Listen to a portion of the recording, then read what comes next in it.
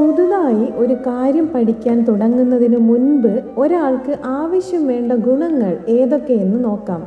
ഒന്നാമത്തേത്, ഈ വിദ്യ തനിക്ക് ആവശ്യമാണ്, അതിലൂടെ മാത്രമേ തനിക്ക് മുന്നോട്ട് പോകാൻ കഴിയൂ എന്ന ബോധം. അതായത് ഈ അറിവ് നേടിയെടുക്കാനുള്ള തീവ്രമായ ആഗ്രഹം നമ്മളിൽ ഉണ്ടായിരിക്കണം.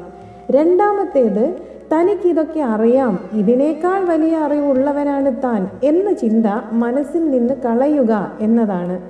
ഈ അറിവ് എന്താണെന്ന് പൂർണ്ണമായും ശ്രദ്ധയോടെ പഠിക്കാൻ ഈ ബോധം നമ്മളെ പ്രാപ്തമാക്കും.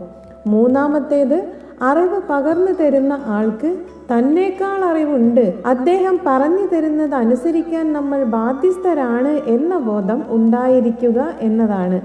ഈ ബോധമാണ് അവർ പറയുന്നതിനെ ശ്രദ്ധിക്കാനും അംഗീകരിക്കാനും അത് എങ്ങനെ എന്ന് മനനം ചെയ്യാനുമുള്ള ബോധവും വിശ്വാസവും നമ്മളിൽ വളർത്തുന്നത്.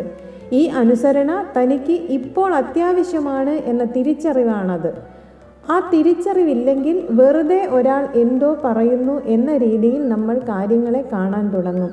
ഈ മൂന്ന് ഭാവവും ഒന്നിച്ചു വന്നാൽ മാത്രമേ പഠിപ്പിക്കുന്നവർക്ക് ശരിയായി പഠിപ്പിക്കാനും നമുക്ക് പഠിക്കാനുമുള്ള കഴിവ് പൂർണ്ണമായ രീതിയിൽ ഉണ്ടാവുകയുള്ളൂ.